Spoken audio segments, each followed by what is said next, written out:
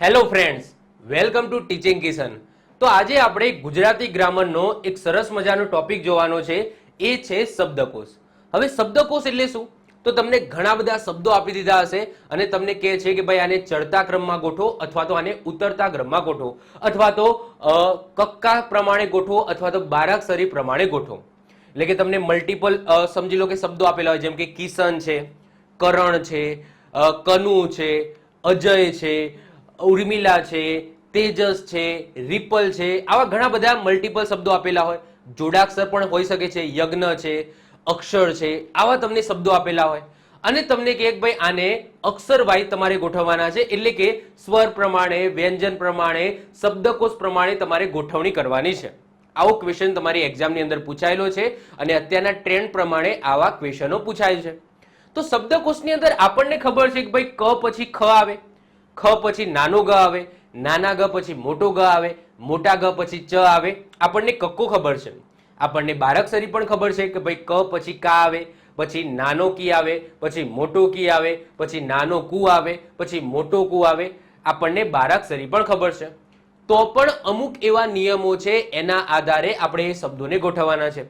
ખાલી એટલું જાણતા હો તો એનાથી કામ ચાલશે નહીં. તમે શબ્દોને ક્યારેય પણ એટલું જાણતા હોય અને ગોઠવી શકશો નહીં.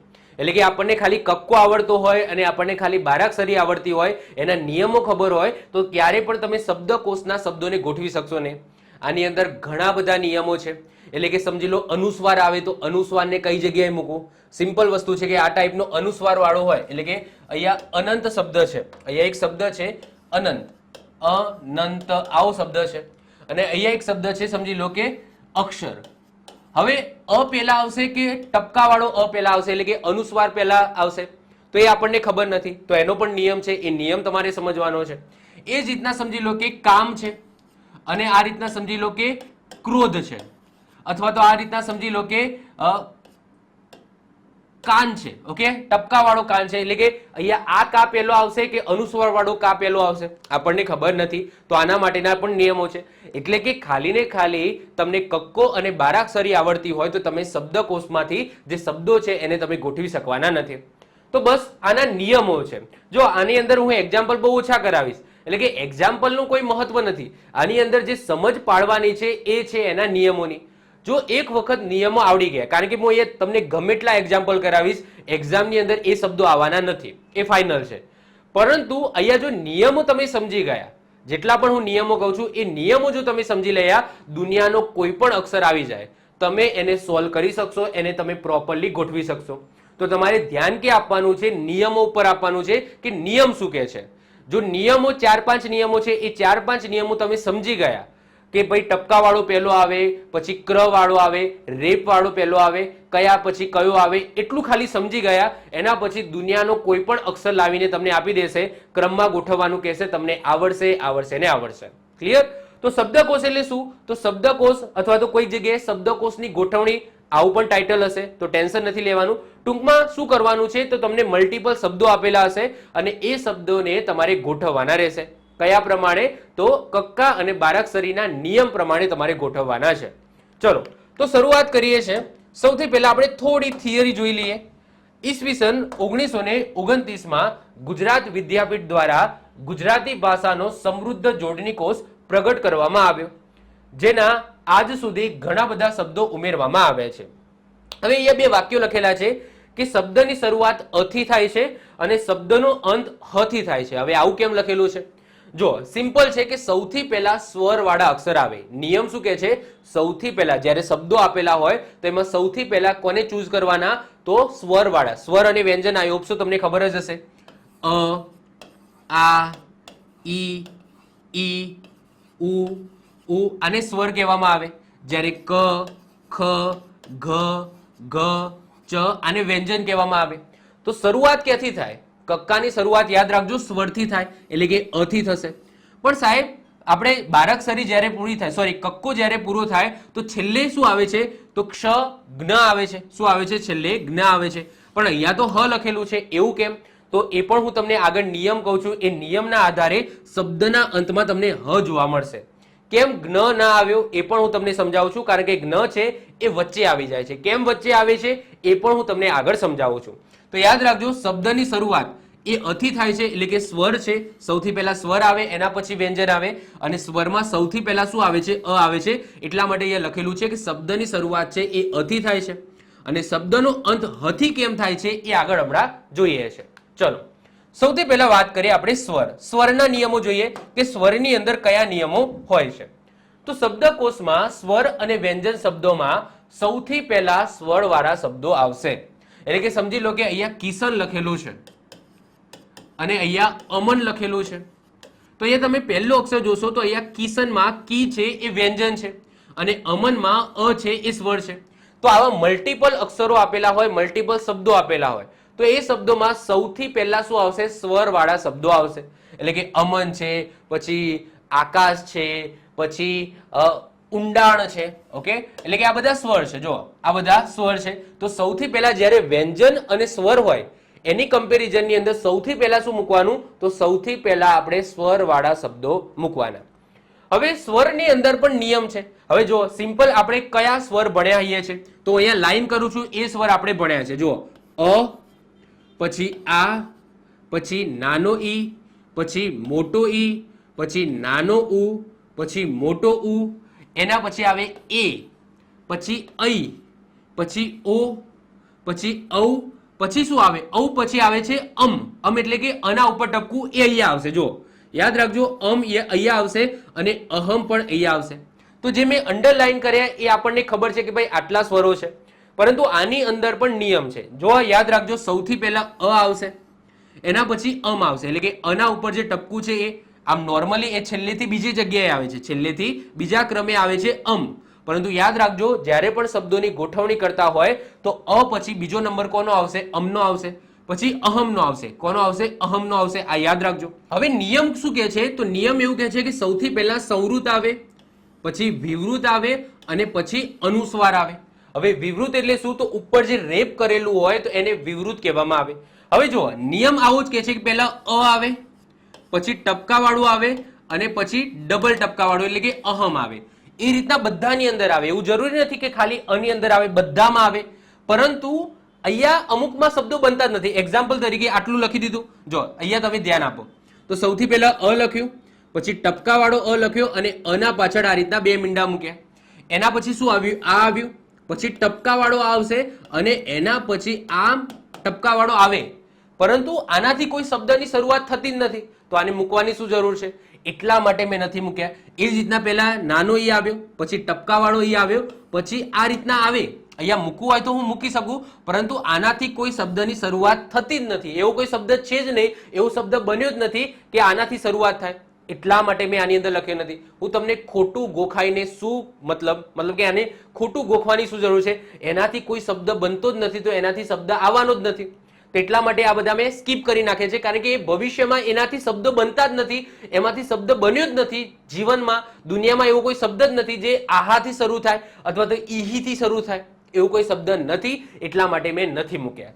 તો સિમ્પલ તમારે શું યાદ રાખવાનું? તો અ પછી અહ આવશે. ઓકે, એટલે કે ટપકાવાળો આવશે અને પછી અહ આવશે. ઓકે, અ, અમ, અહ યાદ રાખવાનું. અ, અમ, અહ, પછી આ, પછી ટપકાવાળો આ, પછી ઈ, આ નાનો ઈ છે, પછી ટપકાવાળો ઈ, પછી મોટો ઈ, ટપકાવાળો ઈ, નાનો ઉ, ટપકાવાળો ઉ, મોટો ઉ, ટપકાવાળો ઉ, એના પછી રૂ આવશે. યાદ રાખજો, ઉ પછી એ નહીં આવે. નોર્મલી ઉ પછી શું આવે છે? એ આવે છે, પરંતુ વચ્ચે યાદ રાખવાનું રૂ આવશે. શું આવશે? રૂ આવશે. એટલે કે જ્યારે પણ આપણે ઉપર ચડવા જઈએ, ઉપર ચડવા ધેટ્સ મીન્સ કે શું? એ, ડબલ એ, આવું કરવા જઈએ એના પહેલા શું આવી જશે? રૂ આવી જશે. એટલે કે ઉ પછી શું આવી જશે? રૂ આવી જશે. એના પછી એ, ડબલ એ બધું આવશે. ક્લિયર? ચલો, તો આ એ, એના પહેલા શું આવી જશે? રૂ આવી જશે. પછી એ.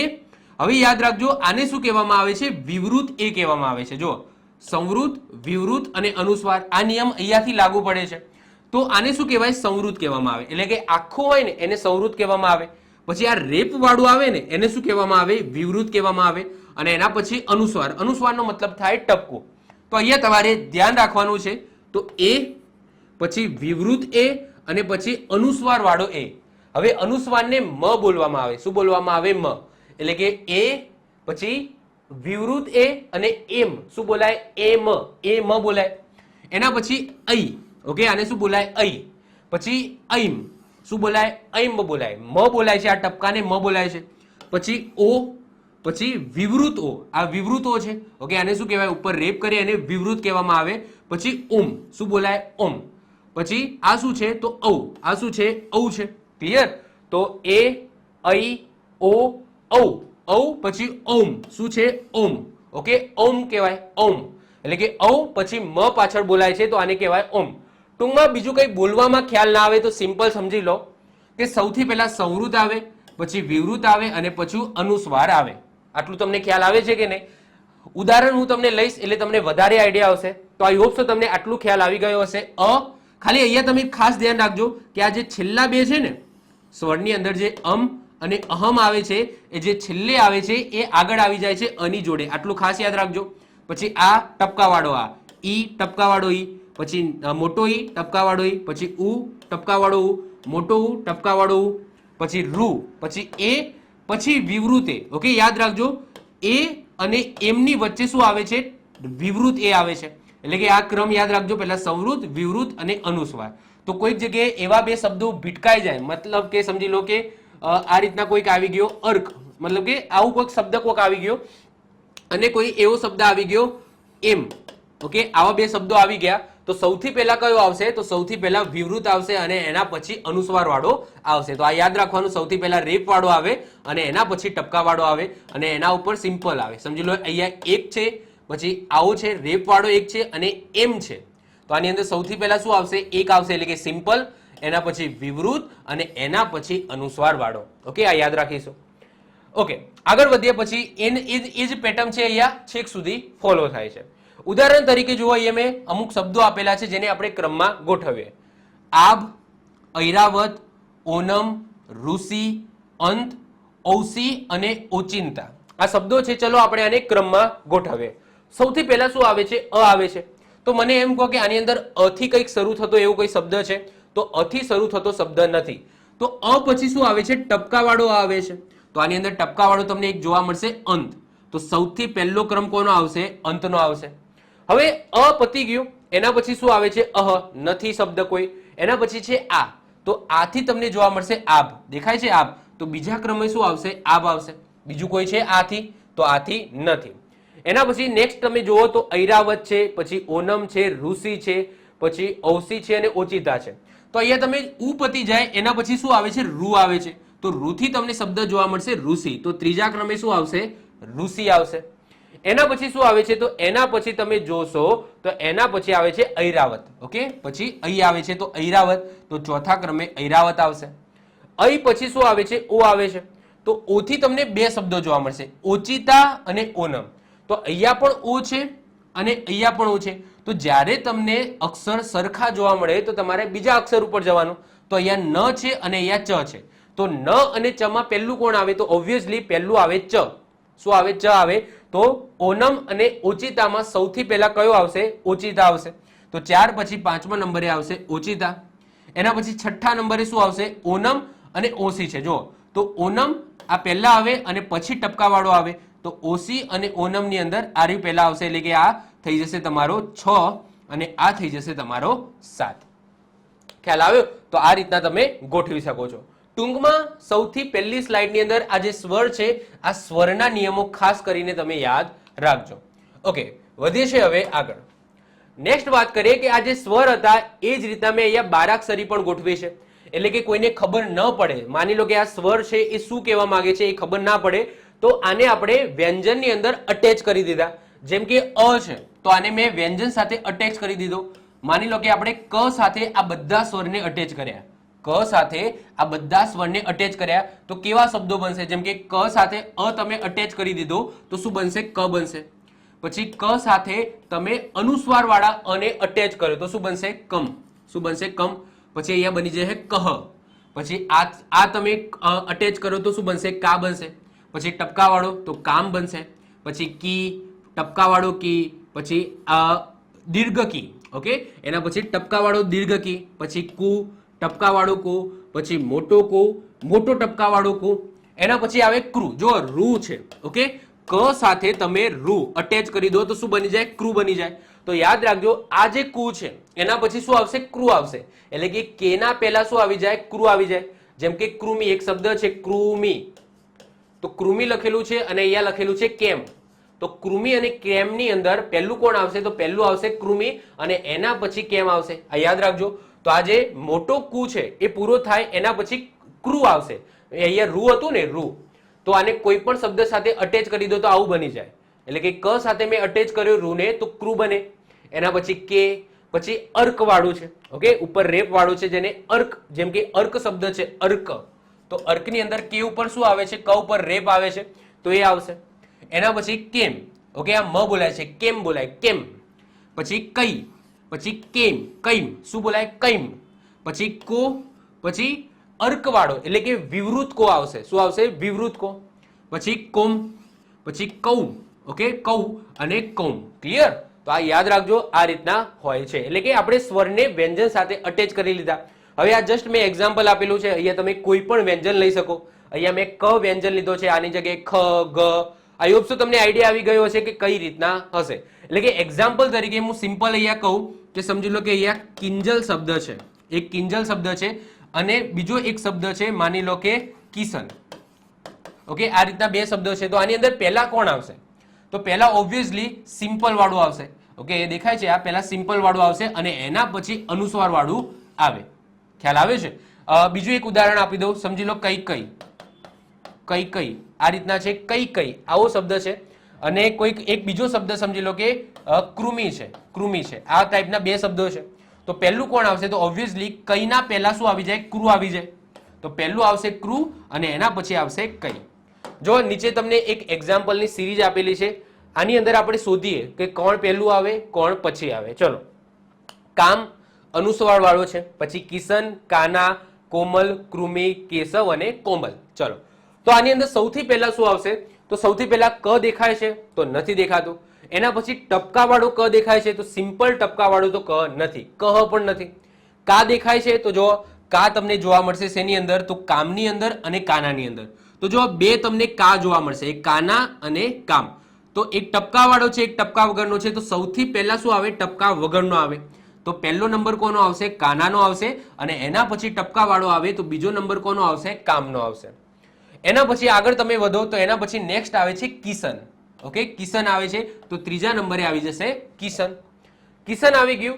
એના પછી કૃમિ, કેશવ, કોમલ. એટલે કે સૌથી પહેલા આ બધું પૂરું થાય એના પછી ક્ર આવે. ઓકે, જ્યારે પણ મતલબ કે ઉપર આ રીતના ઉપર વધી મૂકવાનું, વધી તો ના કહેવાય પરંતુ જ્યારે પણ આ રીતના ઉપર મૂકવાનું થાય છે, એક ડબલ કે આ રીતના મૂકવાનું થાય એના પહેલા રૂ વાળું આવી જશે. શું આવી જશે? રૂ વાળું આવી જશે. તો આની અંદર રૂ વાળું તમને દેખાય છે કૃમિ. તો ચોથા નંબરે શું આવી જશે? કૃમિ આવી જશે. એના પછી કોમલ, કેશવ અને કોમલ વધ્યા. તો સૌથી પહેલા શું આવી જશે? કેશવ આવી જશે. ઓકે, પહેલા એક વાળું આવે તો અહીંયા પાંચમા નંબરે કેશવ આવશે. હવે કોમલ અને કોમલ બે છે. જો તો કોમલ અને કોમલ બે છે. તો સૌથી પહેલા સિમ્પલ આવે. ઓકે, સૌથી પહેલા સિમ્પલ આવે અને એના પછી અનિસ્વાર વાળો આવે. તો છઠ્ઠા નંબરે કોમલ આવી જશે અને સાતમા નંબરે કોમલ આવી જશે. ખ્યાલ આવે છે? તો આ રીતના તમે એને ગોઠવી શકો છો. મતલબ કે ઉદાહરણ આપવાનો મેઇન હેતુ શું છે કે આને તમે સારી રીતના સમજી શકો.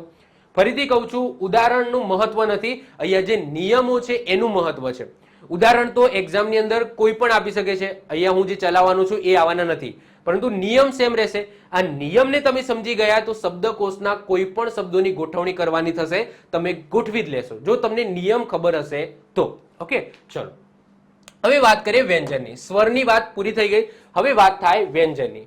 વ્યંજન આપણને ખબર છે કે ભાઈ ક, ખ, ગ, ગ, ચ, છ આ બધા શું છે? વ્યંજન છે. પરંતુ વ્યંજનની અંદર પણ થોડો ટ્વિસ્ટ છે. તો જ્યારે પણ બધા સ્વરવાળા શબ્દો પૂરા થઈ જાય એના પછી વ્યંજનવાળા શબ્દો મૂકવાના હોય છે. એટલે કે કોઈ શબ્દોની સિરીઝ આપેલી હોય, એની અંદર સ્વર અને વ્યંજન બંને હોય તો સૌથી પહેલા પ્રાધાન્ય કોને આપવાનું? સ્વરને આપવાનું. એના પછી જ વ્યંજનને આપવાનું. એટલે કે સમજી લો કે અક્ષર લખેલું છે અને આ કિશન લખેલું છે. તો એ પહેલો અક્ષર જોવો તો એકમાં સ્વર છે અને એકમાં વ્યંજન છે. તો સૌથી પહેલા સ્વરને પ્રાધાન્ય આપવાનું. એટલે કે પહેલા સ્વર વાળા બધા આવી જાય એના પછી જ વ્યંજન છે એની શરૂઆત થાય. વ્યંજનોનો ક્રમ નીચે પ્રમાણે છે.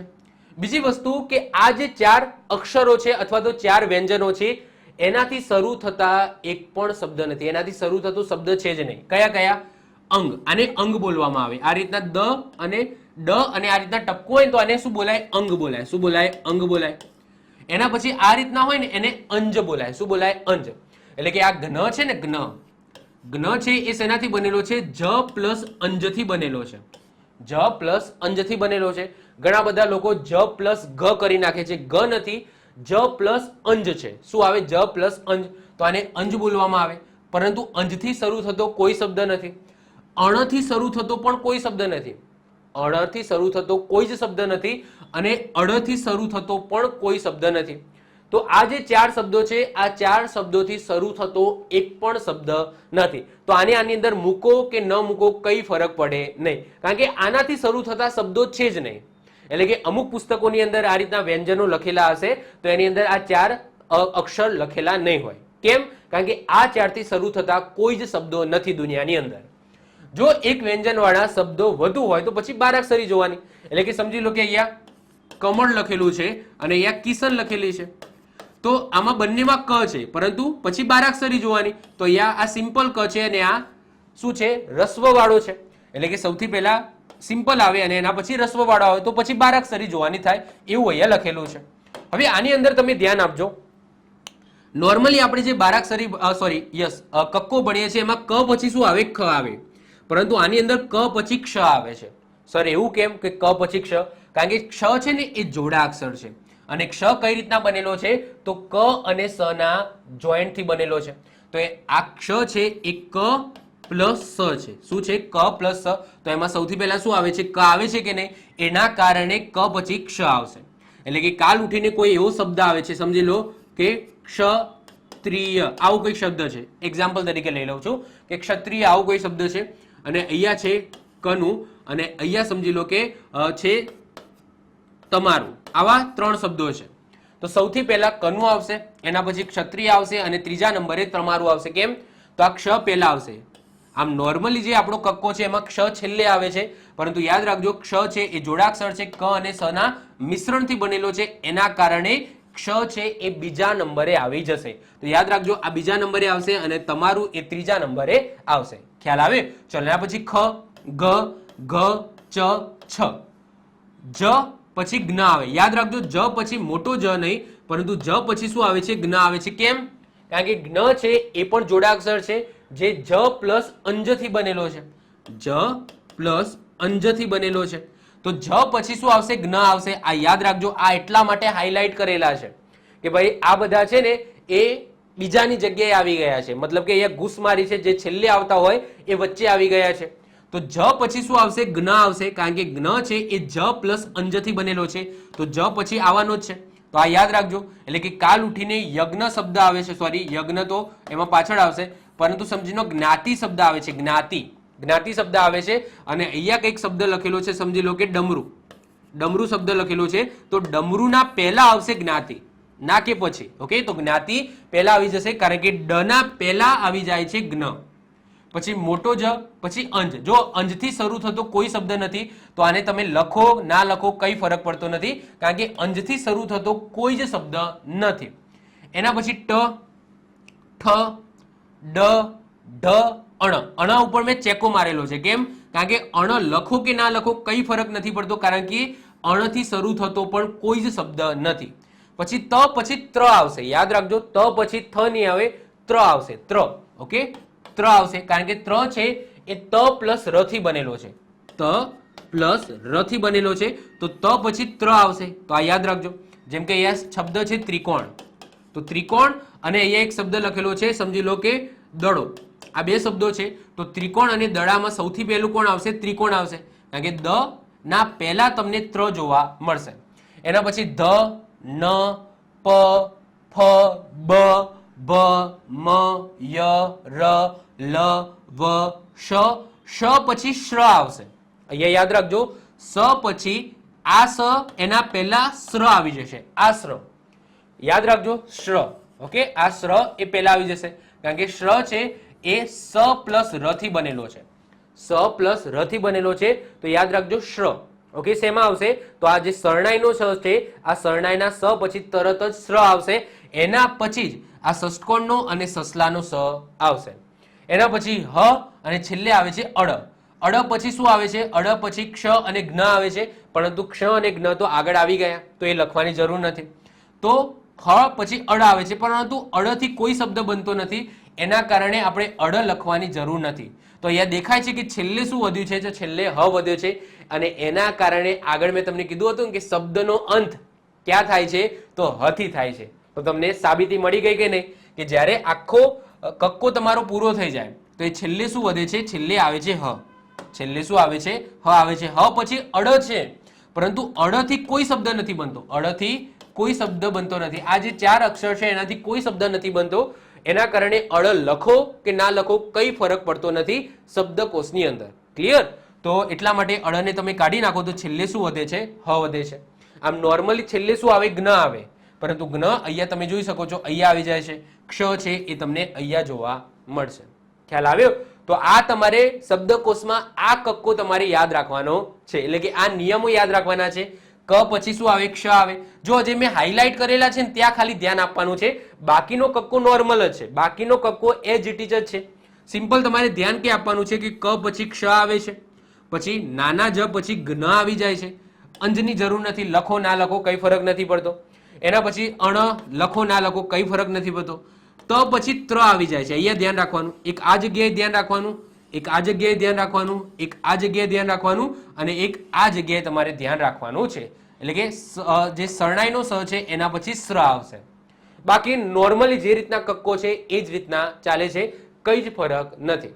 તો જો આટલા નિયમો તમને ખબર હોય, આટલા નિયમો જો તમને આવડે તો એનો મતલબ તમને શબ્દકોશ આવડી ગયો.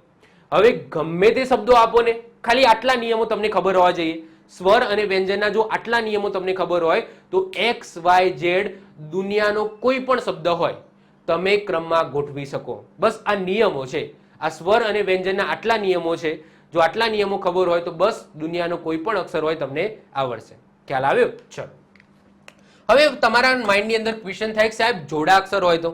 સ્વર અને વ્યંજન આવડી ગયું, હવે સાહેબ જોડાક્ષર હોય તો શું કરવાનું? એક્ઝામ્પલ તરીકે અહીંયા સમજી લો ક્રમ લખેલો છે, અહીંયા લખેલો છે ક્રમ, અને અહીંયા લખેલું છે ક્યારે.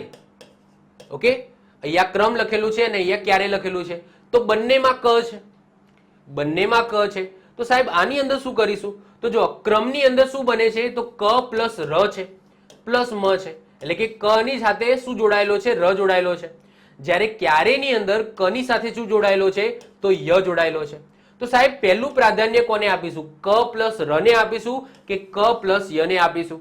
એવો ક્વેશ્ચન થાય ને તો એના નિયમો પણ છે. તો એના નિયમો શું છે એ જોઈએ. તો જોડાક્ષરમાં મોટા ભાગે નીચેના વ્યંજનો જોડાયેલા હોય. તમે કોઈ પણ જોડાક્ષર લઈ લો તો એમાં મોટા ભાગે શું હશે?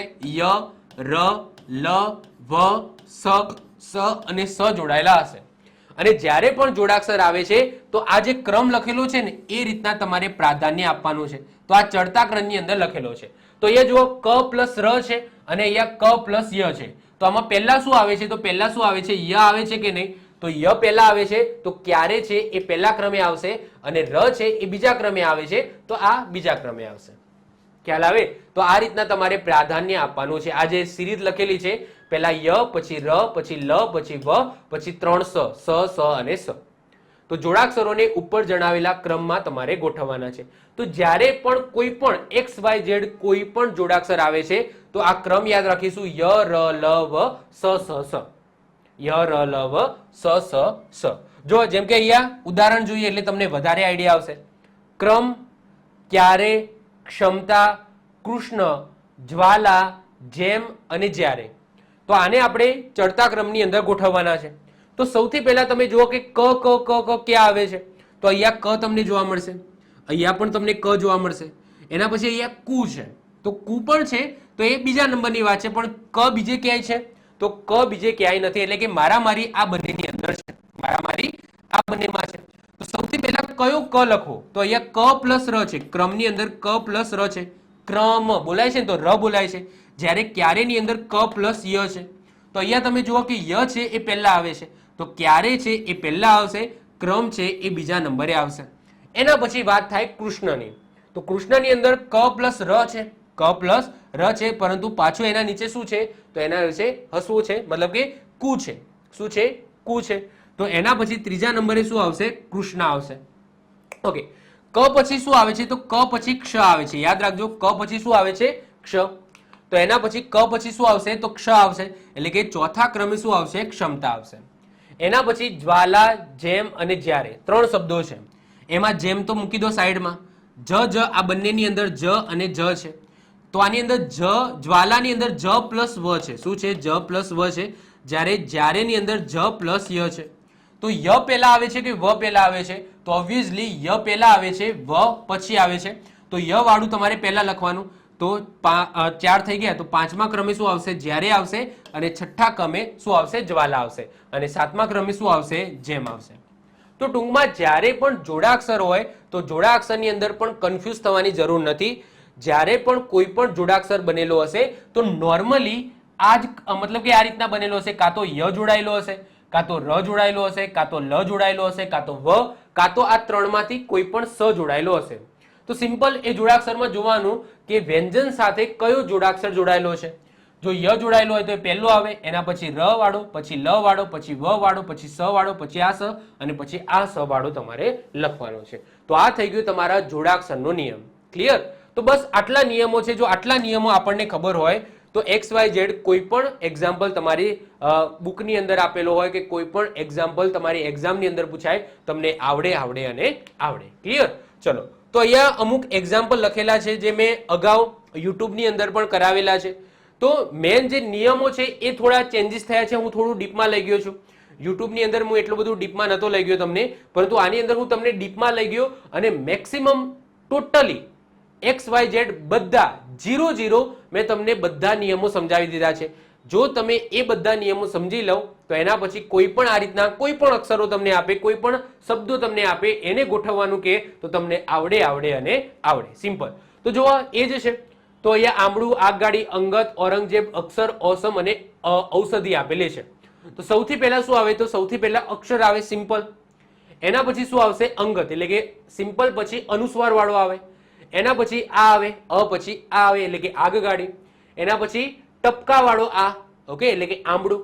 એના પછી ઔરંગઝેબ પછી ઔષધ. ઓકે, સિમ્પલ છે. જો સૌથી પહેલા આ સિમ્પલ આવે, પછી રેપ વાળો આવે અને એના પછી ટપકા વાળો આવે. ક્લિયર? તો અહીંયા ઔરંગઝેબ અને ઓસમ ની અંદર પહેલા સિમ્પલ ઓ વાળો ઓ લખવાનો, એના પછી વિસર્ગ વાળો એટલે કે જે રેપ વાળો હોય એ લખવાનો, અને છેલ્લે છે ઔધિક. ઓકે, એ છેલ્લે આવશે. અહીંયા તમે જુઓ તો આની અંદર સૌથી પહેલા શું આવશે? તો અમર આવશે. સૌથી પહેલા સિમ્પલ અમર આવશે. એના પછી શું આવે છે? તો એના પછી નાનો ઉ આવે છે. એના પછી તમે જુઓ નાના ઉ પછી ટપકા વાળો ઉ, ટપકા વાળો નાનો ઉ. એના પછી મોટો ઉ, પછી ટપકા વાળો મોટો ઉ. એના પછી શું આવે? રૂ આવે. યાદ રાખજો, રૂ આવે અને એના પછી ઓ આવે. ક્લિયર? તો આ સિમ્પલ છે સ્ટેપ. અહીંયા તમે જોઈ શકો છો એટલાસ, એટલામાં, પછી એકાદશી, આટલિક, એસિડ અને આમજા. તો આ છે તો છે જ નહીં, તો આથી શરૂ થશે. તો આ છે. જો અહીંયા આ છે અને અહીંયા પણ આ છે. તો જો બીજી કે આ છે ના, તો અહીંયા અને અહીંયા આ છે. તો જો જ્યારે બે આ હોય તો પછી બીજા અક્ષર જોવાનો, ટ અને અહીંયા મ છે. તો ટ અને મ માં પહેલું કોણ આવે? ટ આવે. તો આ પહેલા નંબરે આવી ગયો અને મ વાળો એ બીજા ક્રમે આવી ગયો. એના પછી આ પતી ગયું. એના પછી એ વાળા છે. એ વાળા 3 છે. એ વાળા 3 છે. તો 3 માં એ છે તો આપણે પહેલો છોડી દેવાનો, બીજો જોવાનો. તો અહીંયા ટ છે, અહીંયા ક છે અને અહીંયા કા છે. તો અહીંયા ક અને અહીંયા કા છે. તો ક પહેલા આવે, કા પછી આવે. તો ત્રીજા ક્રમે એકમાં આવશે અને ચોથા ક્રમે એકાદશી આવશે. અને એના પછી ટ આવે તો એટલાસ એના પછી આવશે. એના પછી વધ્યું શું? તો એના પછી વધ્યું એસિડ. તો એસિડ એ છેલ્લે આવી જશે. આગળ વાત કરીએ. ઝાડ, ખાણ, ગામડું, શહેર, ક્ષમા, કઠોળ, મકાઈ. તો અહીંયા સિમ્પલ બધા આગળ તમે જો વ્યંજન છે તો વ્યંજન શરૂઆત ક્યાંથી થાય? ક થી થાય. તો આ પહેલા ક્રમે ક આવશે. ક પછી શું આવે? ક્ષ આવે. ક્ષ આવશે કારણ કે ક્ષ એ ક પ્લસ સ થી બનેલો છે. તો ક્ષ આવશે. તો બીજા ક્રમે ક્ષમા આવી જશે. એના પછી ત્રીજા ક્રમે ખ આવશે એટલે કે ખાણ. ખ પછી નાનો ગ આવે તો ગામડું. નાના ગ પછી મોટો જ આવશે એટલે કે ઝાડ. પછી આવશે મકાઈ અને પછી આવશે શહેર. ઓકે, પછી મકાઈ અને પછી શહેર. સિમ્પલ છે. તમારે કક્કા પ્રમાણે જવાનું છે. એના પછી અહીંયા તમે જુઓ તો આમાં મિક્સ છે એટલે કે વ્યંજન છે અને સ્વર મિક્સ છે. તો સૌથી પહેલા સ્વરવાળા કયા છે? તો સ્વરવાળો એક જ તમને જોવા મળશે અર્પણ, જેમાં આગળ સ્વર હોય તો એ આવી ગયું. એના પછી બધા વ્યંજન છે, તો વ્યંજનની અંદર ક પહેલા આવે, તો ક વાળાની અંદર કોમળ અને કારણ છે, તો કારણ છે એ બીજા ક્રમે આવી જશે, કોમળ એ ત્રીજા ક્રમે આવી જશે. એના પછી ચોથા ક્રમે છે જ્ઞાન. જો નાનો જ છે, આ નાના જ પછી શું આવે? જ્ઞ આવે. તો નાના જ પછી જ્ઞ આવે તો જ્ઞ આવી જશે, એટલે કે જ્ઞાન પહેલા આવશે.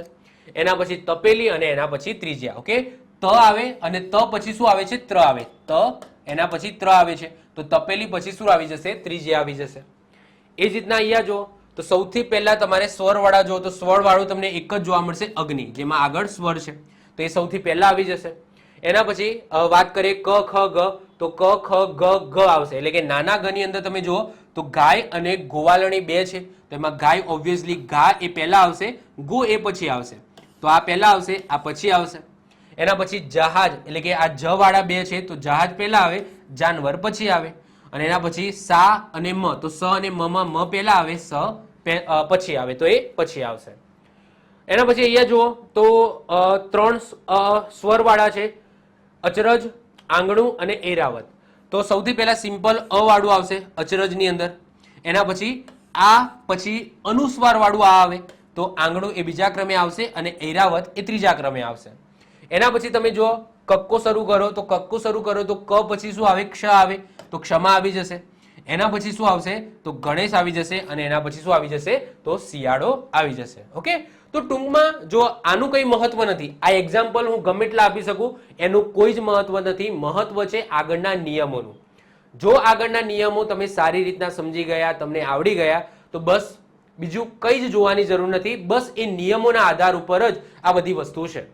તમે મલ્ટિપલ એક્ઝામ્પલ તમારી બુકમાંથી તમે સોલ્વ કરી શકો છો, જસ્ટ એ નિયમોને ધ્યાનમાં રાખીને. બસ એ નિયમો તમારે યાદ રાખવાના છે.